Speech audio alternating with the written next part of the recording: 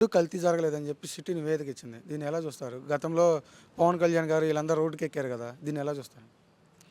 ఈ రోజున ఆంధ్ర రాష్ట్ర ప్రజల్ని వాళ్ళ రాజకీయ లబ్ధి కోసం, రాజకీయ మనుగడ కోసం ఏదో చేసి పక్క పార్టీ మీద బురద జల్లే ప్రాణంలో వెంకటేశ్వర స్వామి లడ్డూ ప్రసాదం మీద అనేక మాటలు, అనేక అబద్ధాలు వేసి ఈ రోజున మన ఆంధ్ర రాష్ట్ర ప్రజలదొక్కళ్ళే వెంకటేశ్వర స్వామిని కొలవరు.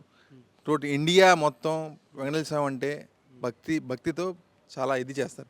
ఈ రోజున కూటమి ప్రభుత్వం వచ్చిన తర్వాత ఏదో చేసి మా రాజకీయ లబ్ధి కోసం తిరుపతి వెంకటేశ్వర స్వామి మీద అభాండం ప్రసాదం మీద ఇదేసి జగన్మోహన్ రెడ్డి గారి ప్రభుత్వంలో ఏ గుడికి కానీ ఏ దేవాలయానికి కానీ ప్రతి ఒక్క దేవాలయానికి మంచి పనులు కానీ ఆ దేవాలయంలో వసతులు కానీ భక్తులకి ఇది ఏది జరిగినా తిరుపతిలో దర్శనాలు కానీ మీ కూటమి ప్రభుత్వం వచ్చిన తర్వాత టీటీడీలో గోవులు చనిపోవటం కానీ తర్వాత అది నిన్నగాక మొన్న చూసాం, ఎవరో మద్యం తాగి గోపురం ఎక్కడం ఆ వైనం చూసాం.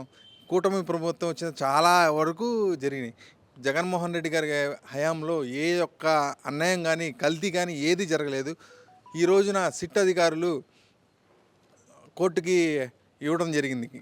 లడ్డూలో ఎటువంటి కల్తీ జరగలేదు, ఇది వాళ్ళ రాజకీయ లబ్ధి కోసమే ఈ రోజున ప్రదర్శించడం జరిగింది. అలానే నారా లోకేష్ గారు దావోస్ వెళ్ళారు. ఎటువంటి పెట్టుబడులు రాలేదు. ఎందుకని అంటారు? భయపడే కూటమి ప్రభుత్వానికి భయపడి రాలేదంటారా?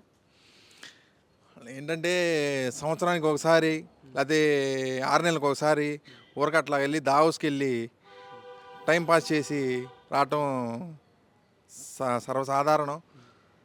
ఇప్పుడు ఏంటంటే ఆంధ్ర రాష్ట్ర ప్రజలకి ఏంటంటే చూపించేది ఏంటంటే దావోస్కి వెళ్ళారు, పెట్టుబడులు తెస్తారు, మాకేదో చేస్తారు అన్న అది మాత్రం జరగదు కూడా. ఏదో 4 రోజులకు ఒకసారి వెళ్ళి దావోస్కి వెళ్ళి ఊరక మేము వెళ్ళాము, అక్కడి నుంచి ఏదో తెస్తాం. ఈరోజు చూస్తుంటే అప్పులు కూరుకుపోయి ఉన్నాం మనం. ప్రతి దాంట్లో అప్పులు. ఈరోజు చూస్తే ఎన్ని లక్షల కోట్లు అప్పులు చేశారో చూసాం. మన జగన్మోహన్ రెడ్డి గారు కోవిడ్ టైంలోనే ప్రతి ఒక్క పథకం ప్రతి ఒక్క ఇంటికి చేరేటట్టుగా ప్రతి ఇంటికి చేరింది పథకం. ఆ కరోనా సమయంలో కూడా ప్రతి ఇంటికి పథకం చేరింది. ఎక్కడ రాజీ పడలేదు జగన్మోహన్ రెడ్డి గారు.